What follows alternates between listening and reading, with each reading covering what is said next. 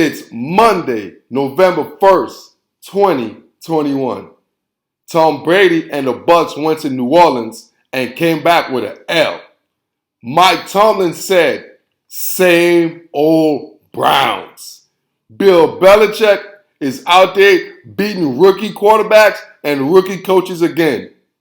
And it's rush hour as the Dallas Cowboys and quarterback Cooper Rush won against the Minnesota Vikings. This and many more in today's episode of Monday Morning Football with the Guru. It's the G to the U to the R to the U. Bucs versus Saints. We're going to call this defensive intelligence. Growing up in America, there's many adage. And one of the ones I like is, if you have nothing nice to say, don't say it at all.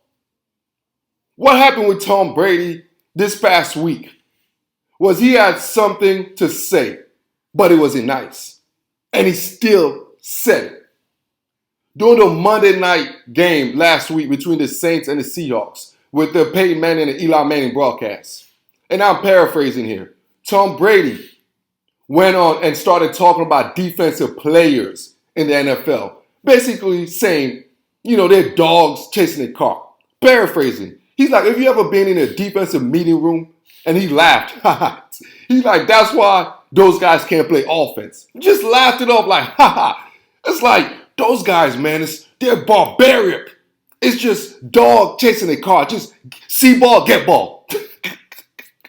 And I took offense to that. As a former defensive player, who I pride myself on my defensive IQ, being a safety, obviously, defensive IQ. That really rubbed me up the wrong way when the GOAT said that. And y'all know my content. I support the GOAT. I'm always about the GOAT. But when the GOAT disrespected the defensive unit, I'm like, hold up, man. This is not going to end up well, man. Like what they be saying, this is not going to age well, man. I'm like, when I heard that Monday night, I'm like, ooh, la, la. Oh, my God. Thomas Edward, Patrick Brady, what is going on here, brother? Now, you just saying whatever the heck you want to say out your mouth out of disrespect of great defensive players. But you know what the New Orleans guys were doing? You know what Cameron Jordan was doing? Mr. No Defensive IQ? Do you know what P.J. Williams, Marshall Lattimore was doing when Brady was talking all this? Throughout the week, they were watching films, getting data on you, Thomas Patrick Edward Brady. Since defensive players are dumb, they're idiots. This is what the idiotic defensive players did to Tom Brady on Sunday. Tom Brady threw 2 interceptions, one of them pick 6. It seemed like a defensive player can't play offense. He took the ball from Tom Brady and ran it to the touchdown. That's called pick 6. Wow. Right, man. I guess defensive players can do something. I guess they can not only get ball, they could catch ball and score ball. Sacked 3 times and fumbled. 2 interceptions, 1 fumble, 1 pick 6, and Tom Brady talking about defensive players got no intelligence. Get ball, chase car, get dog, whatever the nonsense he said. Man, as a former defensive player, man, I was pulling so hard for the New Orleans Saints. Man, I was pulling so hard for the Saints to show Thomas Patrick Edward Brady, don't you ever disrespect. Don't you ever disrespect defensive players, man. I take that personal. There's always a saying, defense wins championships. Without great defensive player Thomas Brady, your ass won't be the GOAT. And that's for sure, man.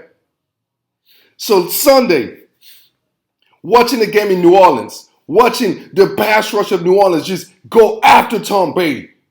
You know what they did? You know what Dennis Allen did? He watched films. He uses his IQ to make sure to confuse your offensive line, Tom Brady. You know why? Because he watched films. He uses defensive IQ. We have IQ too on defense, man. We have IQ. And we heard what you said, Tom Brady. And I'm saying we because I stand for the defense. Y'all know what it is, man. Y'all know what it is. We are the smartest people on the field, obviously not quarterbacks. I give you all that because y'all got more responsibility. But defensively wise, don't ever disrespect that. Receiver ain't smarter than no defensive backs. Receivers are not smarter. Running backs are not smarter. Offensive line, are you serious, Tom Brady? Come on, bro. Come on, bro. Just utter disrespect and arrogance. That's what I'm saying in this life. Karma, man. Karma, like Tom Brady says, defensive players are like dog chasing a car. But you know what the karma is? Karma is a female dog that always lands at the right spot. And Tom Brady, karma came and kicked and bite you in the ass. Talking about defensive players don't have no IQ, dog chasing. Damn right, they chased your ass all over the field yesterday, bro. They chased your ass like a damn car. The dogs came and they started hunting your ass, man. And this was some wild dogs. Wild dogs, man. Putting that disrespect like that, man. Hail to the Saints, man. Who that? Who that talking about this Saints ain't got no D? Oh, man, I know I'm starting out this show crazy, man. I'm hyped, man. I can't even, I'm emotional because I felt disrespect. This whole week leading to week number 8 was a disrespectful week, man.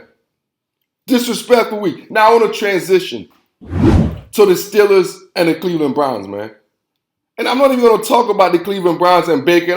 I'll let the other people do that. I'll let y'all do that. I'm going to focus on the most important aspect of this, man.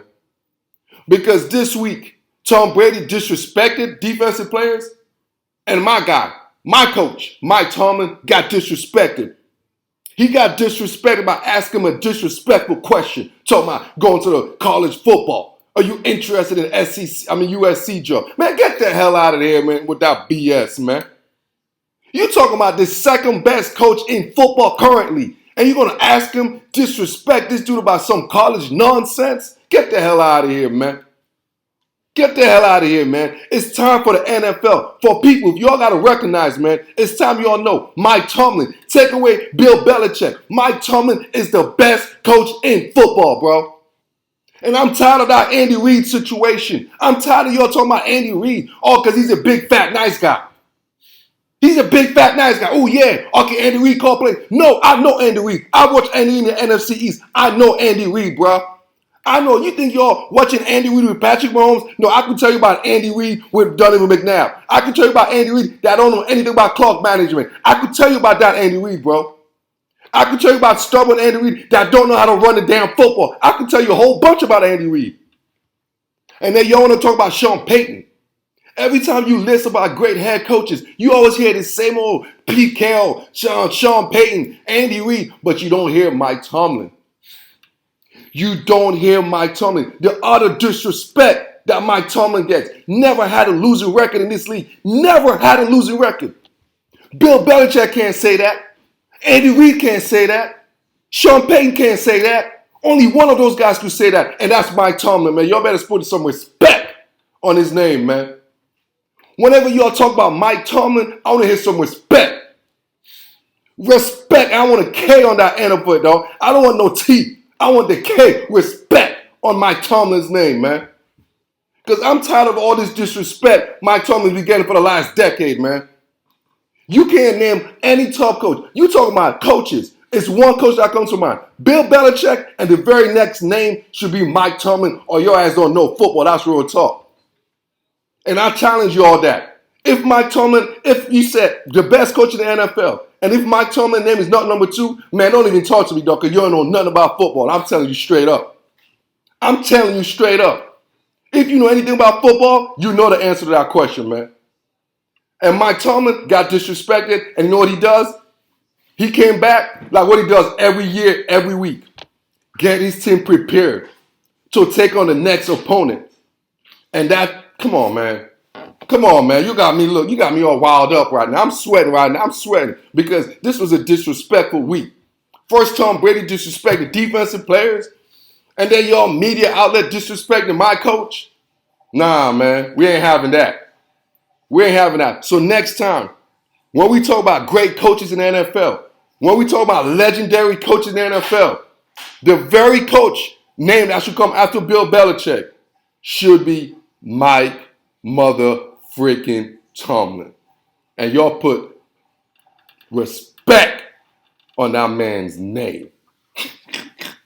Oh man, we're too hot right now, man. Man, we're on fire, so man, we gotta take a break for real. Because the way we're blowing up right now, man, the fire marshal might have to just shut us down, man. But when we come back after the break though, when we come back, I'm gonna talk about obviously Bill Belichick. I already talked about the second best head coach. Now I'm gonna talk about the first head coach and how he's one of the biggest child abuser in the NFL.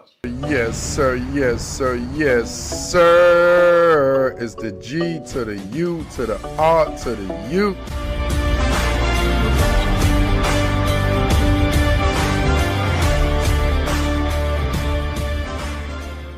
Yes, sir. Yes, sir. Yes, sir. It's the G to the U to the R to the U. Now I want to talk about the Patriots taking on the Chargers. So you know the funny thing about this? It's kind of funny, right?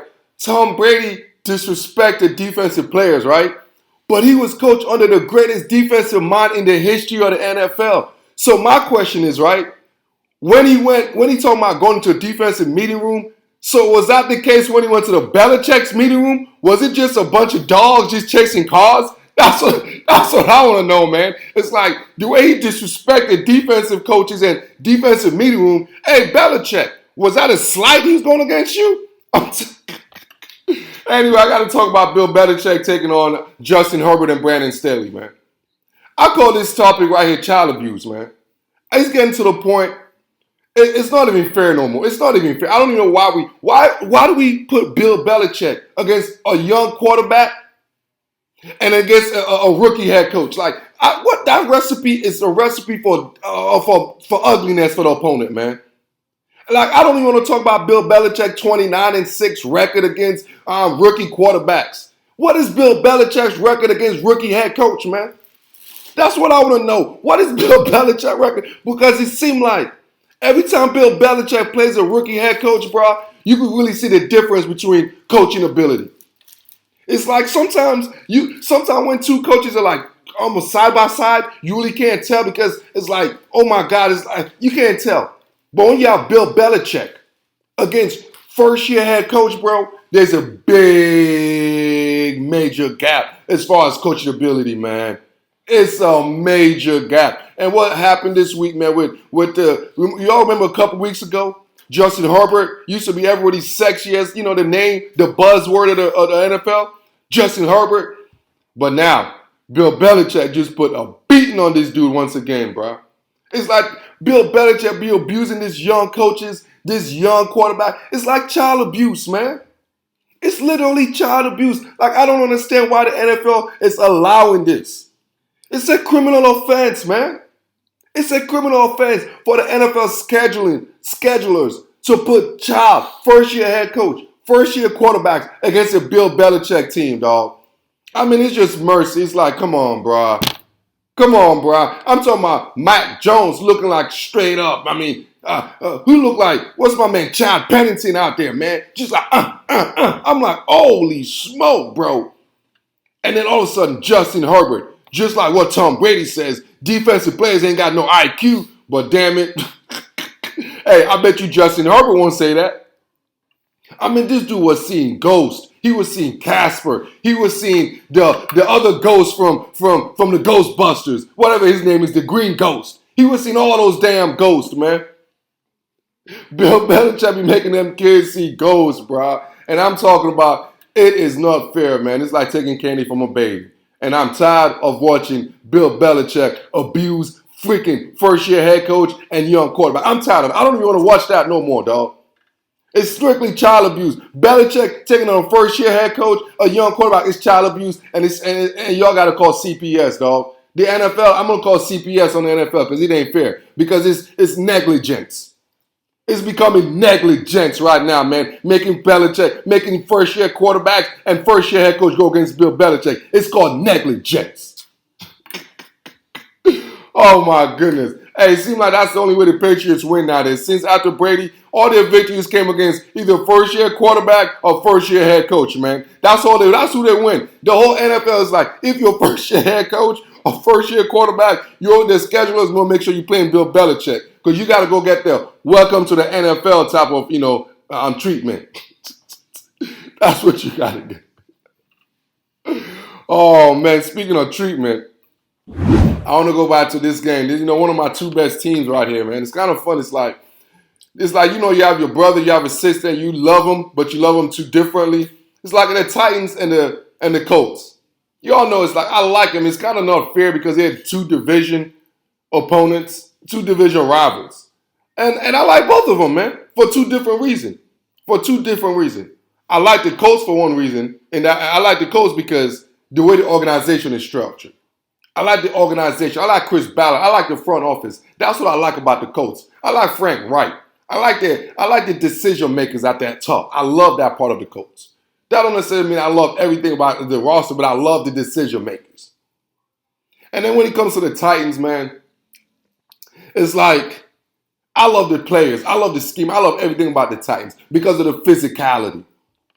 The Tennessee Titans might be the most physical team I'm sure I've seen it, and I don't even know since the passing era. Like seriously, I'm not even going to talk about the running era back in the 90s, in the late 90s, early 2000s, the running eras. No, this is the most physical team in the passing era. Like I've seen, like unbelievable.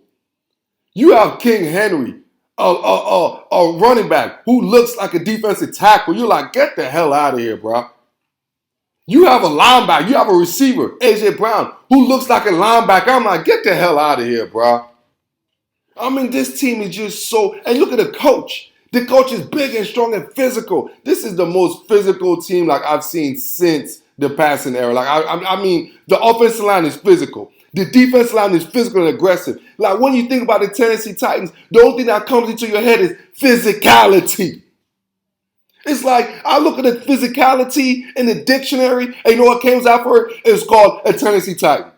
I swear, I promise you that. I promise you all that, man. I promise you that, man. I was like, man, what is a Titan? Physicality.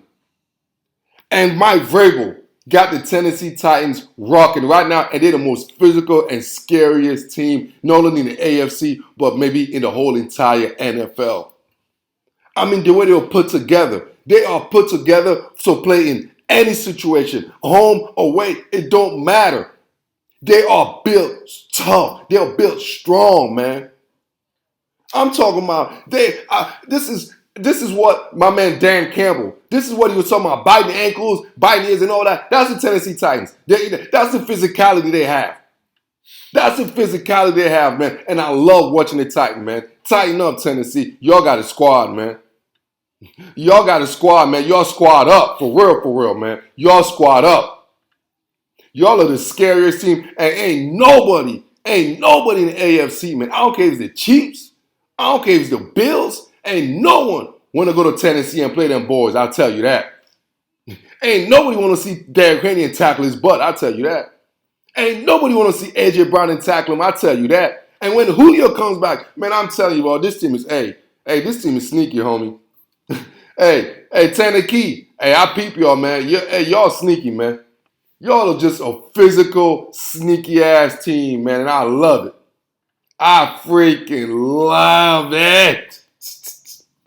Hey, man, we're going to take a quick break, man. When we come back, we're going to talk about the Sunday night game, man. What an impressive game. Like, this was a hell of a game. We're going to talk about the Cowboys and the Minnesota Vikings. Yes, sir. Yes, sir. Yes, sir. It's the G to the U to the R to the U.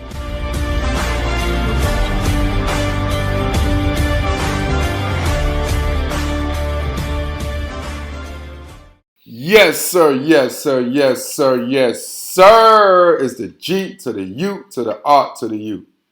Man, I want to talk about the Cowboys and the Minnesota Vikings. What an impressive Sunday night matchup. What an impressive Sunday night game. Very impressive.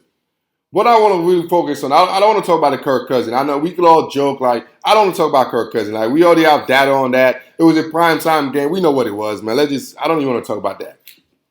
I want to focus on Cooper Rush, man. And this game really, and this is really coming from a guy that's an anti-Cowboy. Like, I despise the Cowboys. I really do. But I'm not gonna lie, bro. Like this one touched me, right? When I seen Cooper Rush, and I call this segment Rush Hour. When I saw this, it touched me, man, to see a guy take advantage of an opportunity, man. You know what I mean? And like, this is what I love about sports in general. This is what I love about football. It's like, this is what I love about it, man. It's like you could be a no-name player. You could be a no-name where nobody knows who you are.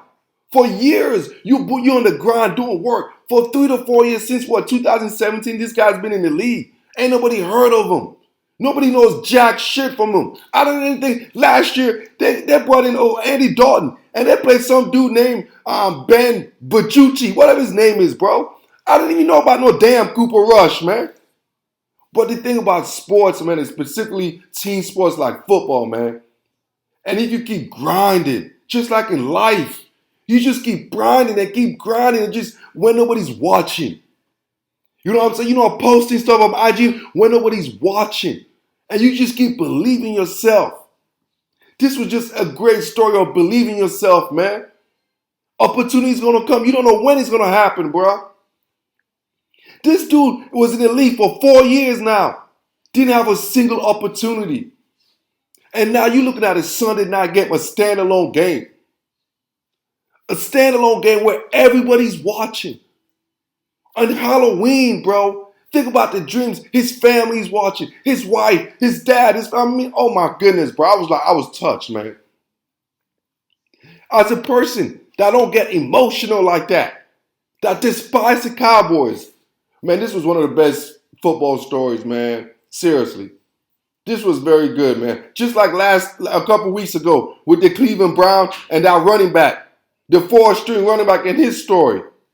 This is what makes football what it is. This is what makes sports what it is.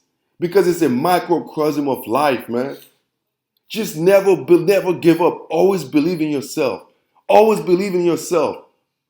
And just like the man upstairs, you believe in yourself, you're going to manifest all of this, man. As a fan of football, as a fan of seeing people succeed, as a fan of seeing just people achieving their excellence, man, it was great watching Cooper Rush, man, achieve his dream, his memory that he'll never forget for the rest of his life. His family will never forget this memory for the rest of his life. It was all worth it for the last 3-4 years, Cooper Rush, when nobody was there, when you were probably questioning yourself. Everybody was questioning you. Your parents going to the games knowing you're not going to play. But they stuck with it, support you, and just that what you just did Sunday, just that one time, is going to last you a long time and a lifetime, man. And for the rest of your life, Cooper Rush, you will always know with hard work and perseverance, you could accomplish anything you want, even if it only lasts for one night. Even if it's only a one-night stand, you could at least sit back and be like, you know what? I got that one-night stand. And this is Monday Morning Football with the Guru. And you better like this, love this, and subscribe to this because I am not a one-night stand. And I am out.